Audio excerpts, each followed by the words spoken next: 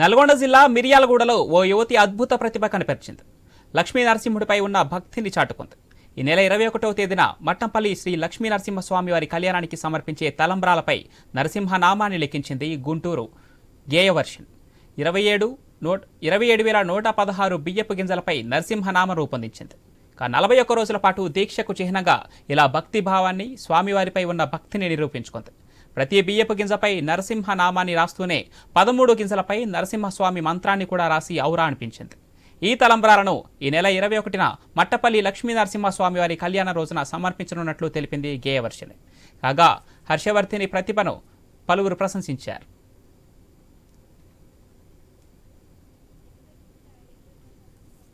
మా నాన్నగారు మట్టపల్లి దేవస్థానంలో లక్ష్మీ నరసింహస్వామి కళ్యాణానికి వెళ్ళారు.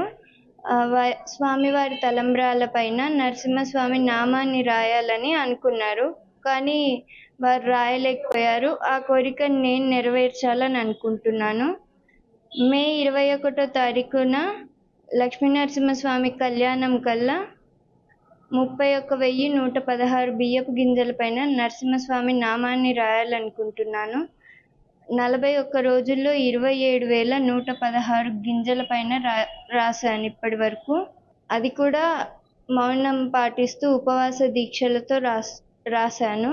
రోజులో 5 నుండి 6 గంటల వరకు బియ్యపు గింజల పైన రాసేదాన్ని. ఇంకా టైం ఉంది కాబట్టి 31,116 కంప్లీట్ చేయాలని అనుకుంటున్నాను. ఈ అదృష్టాన్ని నాకు కల్పించినందుకు ఆ స్వామి వారికి రుణపడి ఉంటున్నాను. నా పేరు గుంటూరు శ్రీనివాసు, నల్గొండ జిల్లా మిర్యాలగూడ విద్యుత్ శాఖలో పనిచేస్తున్నాను. శ్రీ మట్టపల్లి లక్ష్మీ నరసింహస్వామి దేవాలయానికి మొట్టమొదటిసారిగా 2005 సంవత్సరంలో మేము ఆ దేవాలయం దర్శనం చేసుకోవడం జరిగింది. ఆ స్వామిని అదే సంవత్సరం కళ్యాణానికి కూడా అటెండ్ అయ్యాము. 2005లో మట్టపల్లి లక్ష్మీ నరసింహస్వామి కళ్యాణానికి కూడా అటెండ్ అయినాము. ఆ రోజు ఆ స్వామిని దర్శనం చేసుకున్న తర్వాత బియ్యపు గింజలు అంటే అక్షంతల మీద నరసింహస్వామి నామాన్ని రాసియాలనుకున్నాము, కానీ అది నేను రాయలేకపోయాను. నా పాప రూపంలో నా పాప పని పూర్తి చేసింది.